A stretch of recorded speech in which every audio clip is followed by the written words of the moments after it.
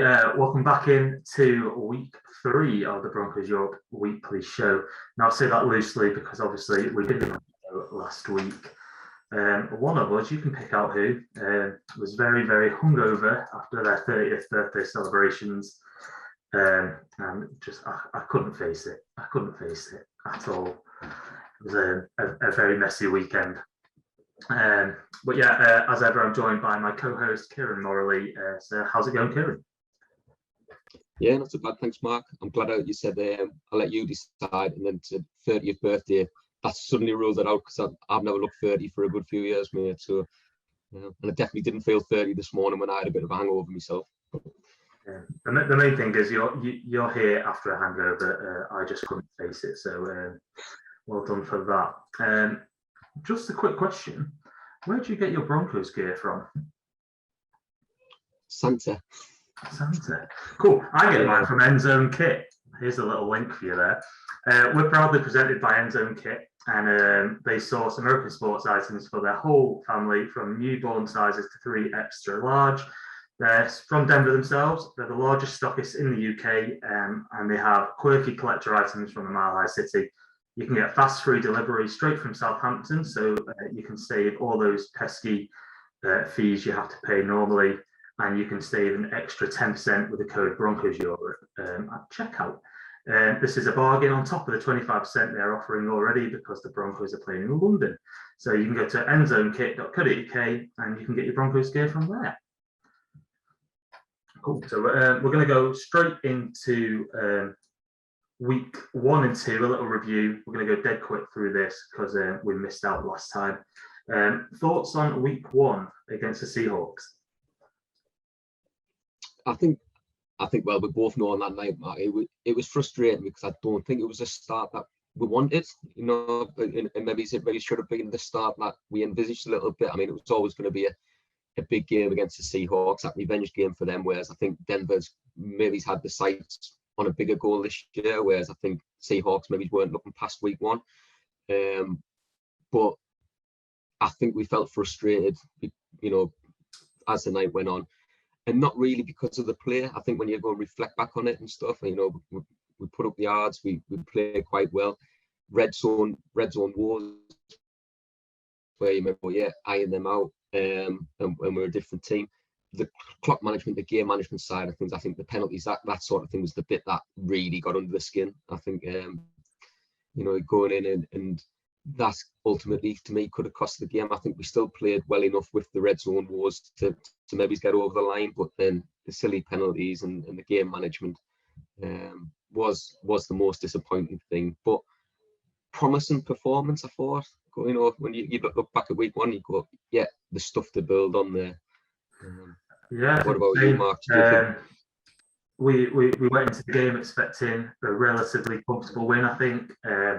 High-powered offense just didn't really come out to show.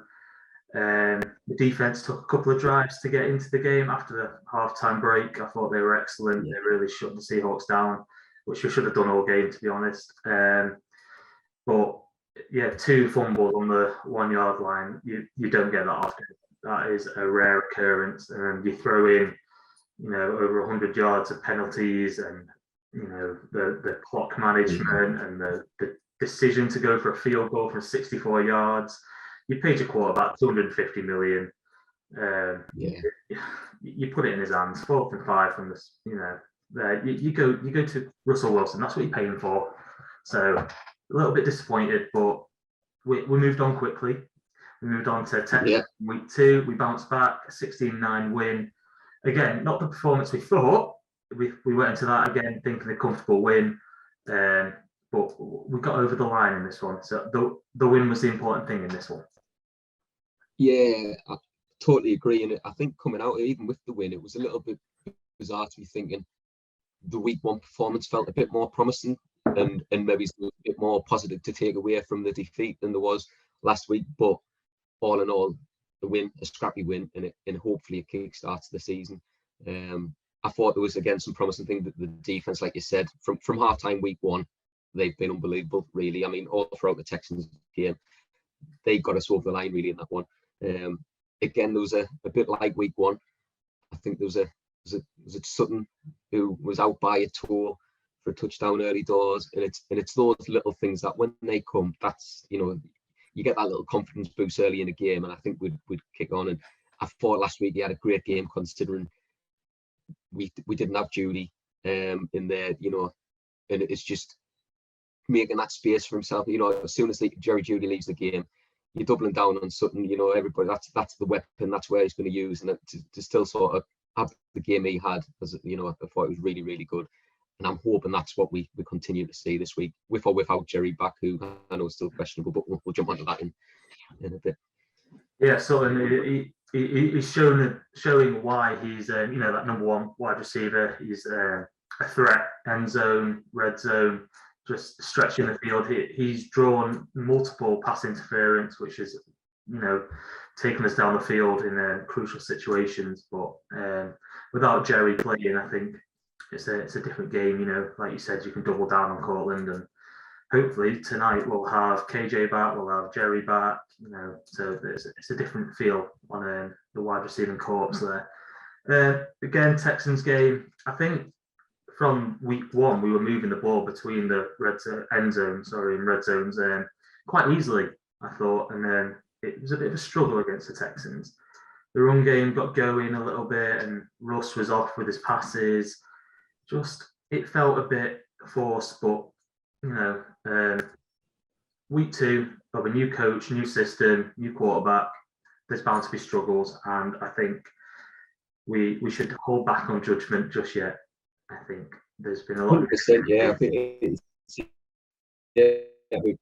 it's essentially the pre-season game almost still, because the guys are, you know, still sort of gelling, and it will click. But like you say, I think we've got to sort of reserve judgment a little bit. And again, we're talking, you know, Russell's probably been all through training camp, hitting Cortland, hitting Jerry Judy, hitting Hamlet, and then last week all of a sudden different weapons coming in, you know, trying to plug that gap. And it's going to take some time. I think for me, Mark, I think the big thing again, and it went from week one into week two, was again game management and stuff. And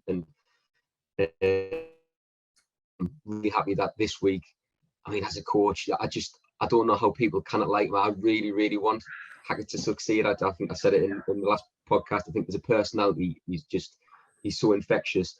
And to have that accountability and go, yeah, week two, I've still made issue. I've still got errors. You know, the things there I can fix. And he's actually gone out and hired somebody to come in and help him improve that part of his job, his role. I think that's it speaks volumes, and hopefully we sort of see that turn in, you know, heading into this week three. You know, maybe it's the penalties. I think that's maybe something he's still got to work on through training, and maybe he's instill a little bit of discipline and you know, make that transition into a head coach role and stamp some of that out. But hopefully the game management, you know, side of things improves. Was it all three timeouts used with 7 minutes still on the clock against the Texans? And it's, I mean, the main one there is when we didn't have a punt returner on the pitch. We had a punt returner on our main defense on the pitch on a punt, and it just got to kick those things out. I was just about to jump in then and say, you know, if you give up a pass interference, fair enough. That's, you know, sometimes it's a good play by the wide receiver. But when you're giving up false start after false start after false start, or too many men on the field, or, you know, wrong formation, that's what you need to kick out of the game. That's what we need to stop. I firmly believe in Hackett that he will stop. He'll cut all those out. Yeah, 100%. Like you say, the pass interference, things like that, there's a judgment call for the officials to make. It, you know, you might get them, you might. There's always going to be those, but like you say, the pre-snap penalties, you know, the bread and butter, they're going to, if they've happened, they've happened. There's no getting around them. So like you say, they do need to stop. But yeah, fully confident. I think, you know, you say we're only 2 games in, we're off the board, we've got to win. Like I say, we've made some positive moves this week, I think, in the coaching. I think he's done a great thing there. So yeah, looking forward to week 3.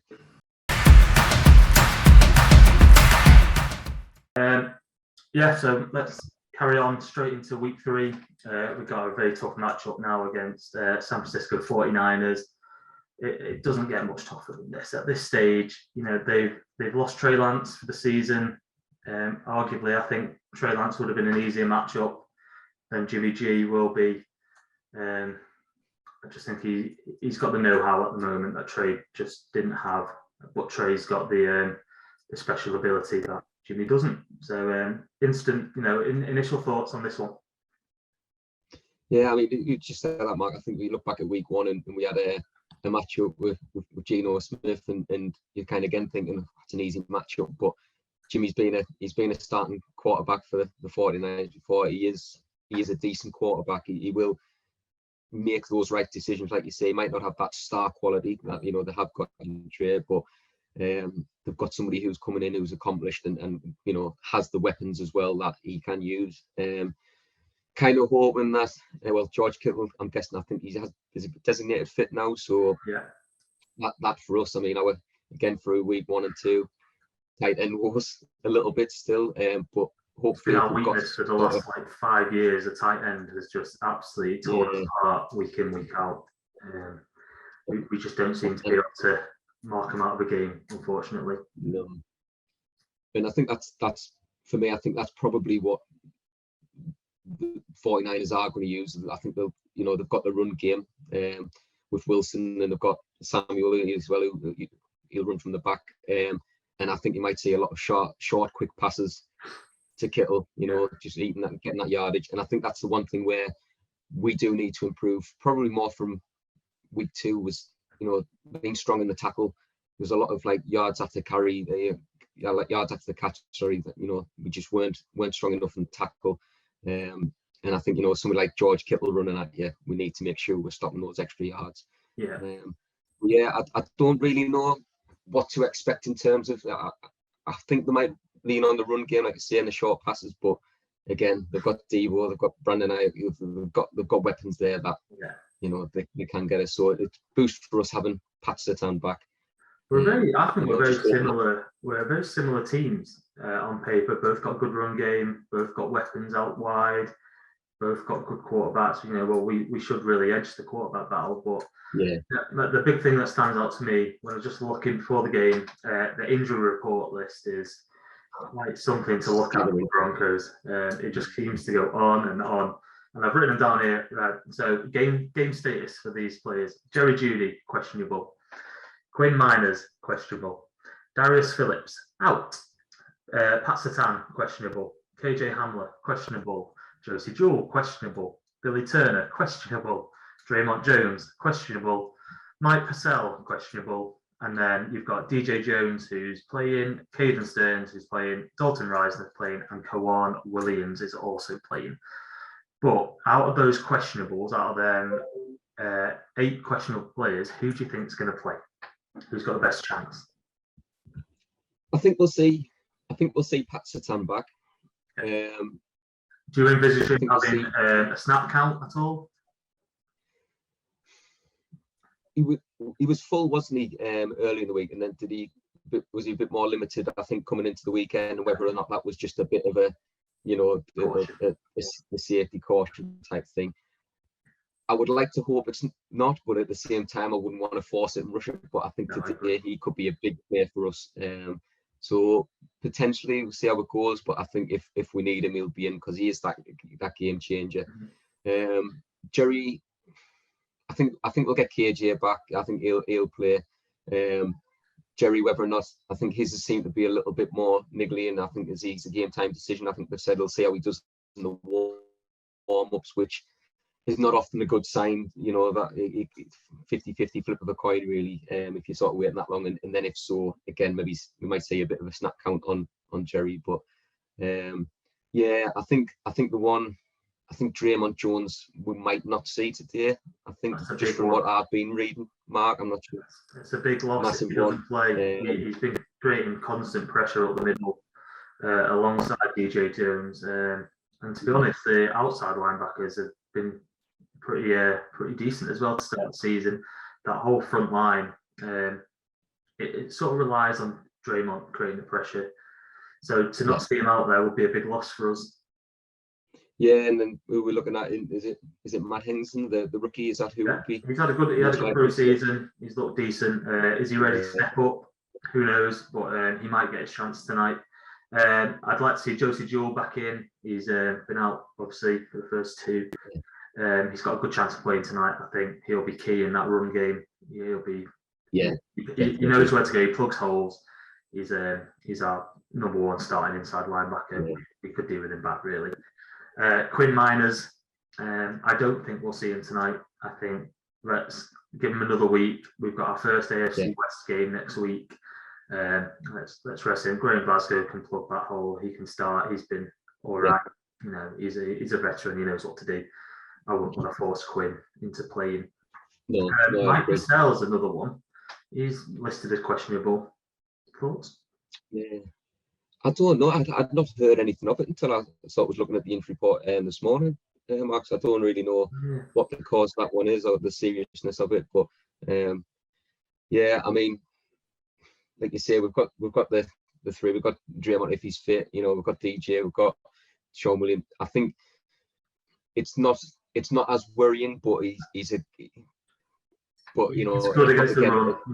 If it's clear they're going to run, he's an impact player there. Obviously, 49ers have Kittle playing. They've announced he's going to play, and him lined up with Deebo Samuel and Ayuk. It's a scary trio to play against. Do you expect Pat Surtain to follow Deebo around the pitch, or do you expect it just to lock one side down? I think the way they start, I think I would personally expect him to follow. I think he has been that much of an impact player for them, last season, this season. So, but we look at the other side. We've got Ronald Darby. We're not talking that we've got somebody inexperienced there who's not, but like you say, that speed element at times as well. Brandon Ayuk, he's not sleeping. So maybe. It's one again. I wouldn't like to call Mark. I don't know what you think. I think if anything, I would lean that he would follow him, and just try and maybe keep on top of him. He has been an impact player, but Ronald Darby on the other side, opposite Pat Surtain, has been sneakily good. Yeah, we've not heard his name. He doesn't usually get interceptions, but he's very impactful. He does lock wide receivers down quite a lot. So I wouldn't mind if even if they do just lock their own sides down, I'd be quite happy. Keys to the game. Where do you see the Broncos winning or losing it? Well, my key matchup that I had noted down the first one was Nathaniel Hackett versus the Clockers game management again, and I think that's the thing. I've kind of noted three that really where I thought we might lose it ourselves rather than sort of winning it through things, and I think that one's massive. Like I said before, I love the fact he's made himself accountable. He's come out and owned up to the kick, the Brandon McManus kick. When we should have maybe gone for it. He's come back and he's owned up to his game management, his time management skills, and he's doing stuff to improve it. So he needs to rebound. He needs to do it quickly as well, Mark. I think that's the thing. It's an unforgiving place, the NFL. It's a win now sort of scenario. He just needs to be either. He has gone out himself and hired Jerry Rosburg, sort of a game management guru. He'll be sat up in the booths of all the games now, helping with those key decisions, timeouts, when to go for it, I'm guessing, and fourth down, all that kind of thing. It's a sneakily good hire, I think. A little bit of negativity out there. But I'm really positive about this move. And you know what? The key thing for me is he's made the decision. He's owned up to it, and he's gone and found this guy. So hopefully it pays dividends tonight. Tonight. 100%. He's held up. He's accountable. He's trying to improve himself. And like I say, I think it's great. And like it's a type of thing. It's easy to say he can work on it, and that's what we kind of thought from week 1 to week 2. And we didn't see much improvement, and at least he's gone out and made a change, made a hire that we could see quite a quick impact. Having somebody on your shoulder sort of showing you the way, helping with those decisions. So my next one is one that I think could help our O-line is if Billy Turner's fit. And I don't know if was he on your list there, Mark? He's questionable. I think, like you said, he's going to be key. He's had 2 weeks. He's been full all week in practice. He's been a full participant. Although what was he? No, I think he had a couple of days where he went to limited. But I think it's trending that he will start tonight at right tackle. Cam Fleming's been all right, but Billy Turner should be a step up for me. Yeah, like you say, against one of the best defenses in the league, I think that's we need that bit more resilience on that O-line. So again, so that's sort of, I put it as a matchup or key player, I think there, and not that I expect Billy Turner to come in and say, well, but I just think having that a little bit more, like you say, resilience, a bit more sort of experience really on that right tackle position might bode well for us tonight. The line, the O-line actually has been pretty solid throughout the first two games. I know we've not come up against anything too dangerous yet, but I've been quietly impressed with them. Obviously, this is it. Yeah, it's that little bit more of a bigger test, and like you say, hopefully we see them going for, because again, we're talking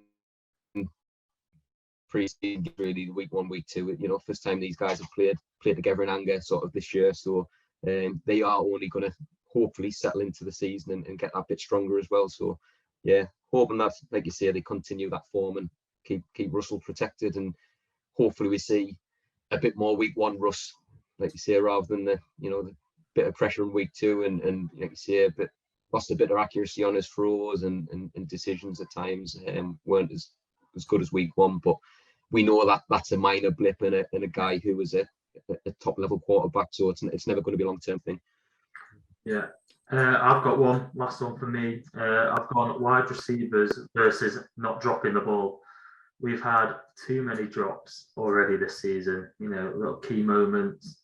Joey had a few. I think the one where he got injured, he dropped it. I think he landed on the ball and that's what injured him. So I think Tyree Cleveland had a big one, didn't he? I think at one point as well. Albert had another. I'm fed up of seeing wide receivers drop balls. Russell Wilson can, put it right in the middle. They've got to take those chances. They've got to catch, and it will put us out of those silly thirds and longs that we get ourselves into, which we look all comfortable at completing, but still, you don't want to. It's nice knowing that. Nice knowing that you're not going to automatically go throw it short of the sticks, isn't it, on a third and long, which is that we've seen for years. But no, I agree. I don't. Memory might be serving us a bit wrong here, Mark, but I can't remember it being much of an issue week 1, the drops. I think as a team, there might have been odd ones, but I think because we looked a bit more comfortable moving between the again, the yard, it probably was less noticeable, whereas last week when we struggled that little bit more, the drops become very, very noticeable. And there was a couple of big ones. So let's have your score prediction then before we move on to our week 3 picks. I've gone again. I would love it. I don't think I'll ever going to bet against us unless we hit a horrible run of form. But I've gone. I was kind of torn between a low score, looking at 2 strong defenses going head to head, and really wanting us to sort of hit that little bit of stride offensively as well. So I've gone 24-17, Mark. I think it's going to be quite close, but not the highest scoring. No, I've gone exactly the same. Just wrote it down in the book here. 3 touchdowns, one field goal. Yeah. It's got the potential to be an absolute stinker of in score wise, because both defenses are very, very good. But when you've got the quality of Wilson and Garoppolo's know-how, and the run games are both good, it's going to be a very, very exciting matchup. One I just hope we can edge, but I won't be surprised if we also do lose at the same time. It's pretty much on a night edge. Yeah. So let's move on now to our week 3 picks. Now, in our little competition we're having, you are dominating early doors after week 2. I think I'm just loading it up now. I had a poor week 2. There was a couple there when I look back going. Although I think the matchups. Still, as an NFL fan, it's been a good 2 weeks for looking at the other games as neutrals. It's been some great games and going down the wire and swinging. Just take the Browns and the Jets. That was what a game there for the neutral watching that. Where we were chatting along, weren't we? And just couldn't believe our eyes, watching the action unfold. obviously you are overall after 2 weeks 15 and 15. We haven't done Thursday night football yet, just because we don't record in time for that. And I am 13 and 17, so I've had a little bit of a stinker, but there has been some shocks so far. So first game we've got is Texans at the Bears. Who have you gone for? I've gone the Bears on this one. I think, as you said before, with our games, the potential to be a stinker scoreline wise. I'm not so sure that we'll see anything. I think we might see something quite similar in this one, Mark. I think it might be relatively low scoring too. Quite poor teams, in all honesty. But I think the Bears will sneak it this one. I think, I've also gone Bears. I think they've just got that little bit more about them. Justin Fields is quite an exciting young player to watch. Could have been a Bronco as well. A lot of Broncos fans wanted him. I think we've dodged a bullet, but Bears to win this one. Raiders at Titans. Raiders at the Titans. Trying to look where they are. I'm not done it in the order of your list. Oh no, that's why it's great. I mean, I don't know why they need to look anywhere, because I know who I bet against, shall we say. I've gone for the Titans, but again, they're both winless, Mark, and both arguably could be doing, should maybe have, had that win by now. Probably two better teams than what the records show. But yeah, I've gone with my heart on this one, and think that the Titans sneak it. I wish I'd followed my heart. I've gone the opposite. I've gone Raiders. Obviously, they blew that 20-point lead last week, which was amazing to watch as a Broncos fan. Watching McDaniel. Yeah. Sorry. Mind blown then. Watching them just blow that lead is a lovely sight. But I think they've got, Devontae Adams as a weapon. They've got Waller. Not sure if Josh Jacobs is playing yet, but I expect a close game, a lot of running game, but Raiders to just edge this one. Yeah. Chiefs at Colts. I think this is an easy one. Yeah. Surprisingly, I saw a professional sort of a pundit's guess on this one, or prediction on this one earlier in the week, where they say the Colts will turn their season around versus the Chiefs, and I couldn't believe my eyes. They dominate for me. I think this is the easy blowout. They've been putting up points easily so far. It doesn't look like they've got out of second gear yet. I thought they would struggle this season a little bit, but they've started on fire. Chiefs to win comfortably. Colts just not turning it on yet. Interesting matchup next. Bills at Dolphins. I think a couple of Bills are injured. I think a couple of cornerbacks are injured. And obviously Dolphins are putting up points and yards for fun right now with Tua and Tyreek and Waddle. But I still don't think it's enough. I think the Bills have just got that extra little bit of quality. I've got them winning a high-scoring game. Exactly what I've got here. I said I think it might be quite high-scoring, but Dolphins showing they can compete. I mean, like you say, scoring points for fun. Again, we were looking at it last week, weren't we, as we're chatting through the games, and the fantasy points were just racking up for those guys. It was unbelievable. But yeah, I think for me, Bills as well, just sneak it. Yeah. No need to ask where you're going on this one. Lions at Vikings. You're a secret Lions fan. I swear you've got a Lions jersey on under there. No, not. No, yeah, the Dan Campbell revolution continues. It's to be fair to them though, Mark. I mean, a little bit of a soft spot, like I said earlier in the last podcast, just from watching Hard Knocks and stuff. And I think Dan Campbell's one of those coaches players want to play for. But this year they've actually, they strengthened, as we know, but they're racking up points. The two games they've played, they're scoring points as well. So I think there's not many games where they're going to be blown out, like we've seen in recent years. I think they will be competing.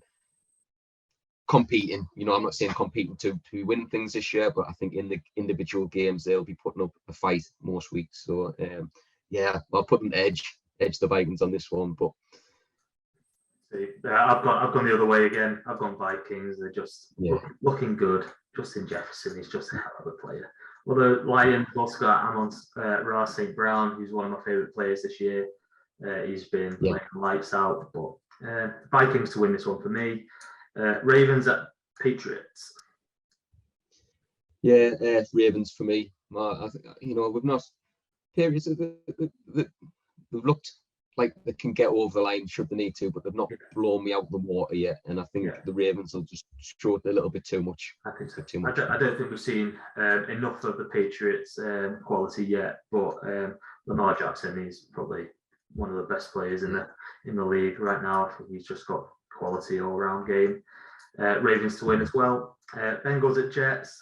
Bengals haven't shown what their Super Bowl form yet, but should come into the Jets as huge favourites, and I've got the Bengals to win this one easily. I've gone opposite because I daren't bet against Joe Flacco 3 weeks running after I have, and as again, not to drag it back to the fantasy football, but young Wilson there benched him 2 weeks running and he's putting up big numbers, so he's in my starting lineup this week, Mark, and I'm betting on Joe.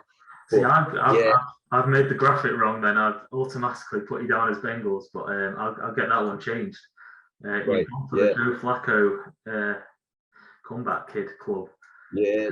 Hey, I just think, I mean, the Bengals, like you say, they have got that quality. The weirdest thing is that they strengthened the O-line in the close season, and it's not working yet. But I think when that does come and you know they start playing again, they'll get a run at some point, I'm sure. But going sort of hard v head again on this one. I think I kind of bet against Joe. I've slagged them off a little bit too much the first 2 weeks, you know. So I'm fully behind them this week. Eagles at Commanders. I think we all know Eagles will win this one. Should be. Commanders haven't offered much yet. Eagles are looking all right, but should come out on top. I think they're looking really good, to be fair, Mark, on both sides of the ball. And like I say, Jalen Hurts has started really well as well. So yeah, Eagles for me. He's gone under the radar, hasn't he? But he's a sneakily very good quarterback. Yes. Then Saints at Panthers. We've both gone the same here again. Panthers are okay. Baker Mayfield's shown flashes again, but I just think Saints have that extra little bit here. Alvin Kamara, hell of a running back. Michael Thomas has come back a little bit. He's shown why he's still one of the top wide receivers out there. He makes a difference for me. Yeah, I think he surprised a lot of people, hasn't he? I think people almost had him written off, you know, because of the injuries and such. But yeah, I kind of got here that, you know, the underwhelming Saints team still, they haven't shown maybe as much as they could. But I think they're going to push Matt Rule closer to the chop, I think, because he's looking like, you know, they've been poor to start the season, the Panthers. Yeah. So. Jaguars at Chargers. Could be a good game, good matchup, two good offenses. But I think we've gone AFC West here. Chargers looking at Justin Herbert's a game time decision, though. I think I saw. Was he right? Oh, right. Well, sure, I mean, that might change things. Might have changed things, might have not. I still think they've probably got a little bit too much for them. I mean, he is, you know, such a good young talent as well. Yeah. But I just think, you know, was it week one versus the Chiefs, the Chargers? Was that one? Yeah. And you know, a good close game, and then last week they looked very comfortable. So yeah, Chargers get the win for me, Mark. Yeah, Rams at Cardinals. We've gone opposites. I've gone for Cardinals in this one. Kyler Murray, he's a game changer, isn't he? That 2-point conversion was just absolutely ridiculous, and that's just the kind of talent he's got, and he's just unpredictable, and he can just pull it out of the bag when needed. Yeah, I mean, again, I think it's one where I could have gone either way. I think that look on the other side, Cooper Kupp again, he can just change a game. Maybe Matt Stafford not had the not say a strong start of the season because they have to put up points, but maybe he's not been the best he can be. But I've got the Rams edge in it. But that 2-point conversion, was it the play clock? How long he actually took from snap to throw on it was something ridiculous, wasn't it? 16 seconds off. It was just crazy. But well, expecting a good one there. Then we've gone similar. Well, we've gone the same picks for Falcons at Seahawks. Both gone Falcons. Packers at Bucks. That's a really good game. You know, two legends of the game at quarterback, Aaron Rodgers versus Tom Brady. But we've both gone Packers there.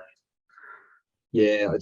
I mean, the Bucks, they've been getting it done. I think they've got some injuries, concerns of wide receiver and stuff again. But yeah, Tom Brady hasn't. I mean, especially last week, a little bit. But we showed the same. Where Russell probably wasn't at his best, and you see, that's normally a game to game scenario for these guys who are top level. You'll not see the same. They'll not sort of hang over their heads. But yeah, I've got Aaron Rodgers and co taking this one. Yeah, of course, we've already discussed the Broncos and 49ers, both on Broncos. Hopefully, fingers crossed for that one. And then last one on the slate, we've got Cowboys at Giants.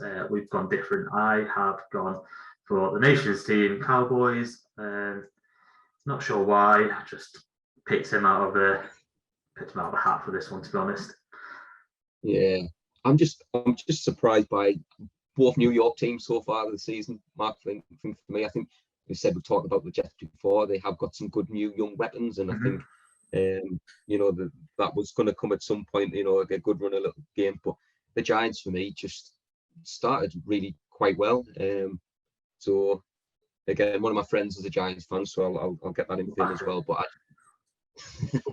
I just think they'll continue that surprising start, and yeah.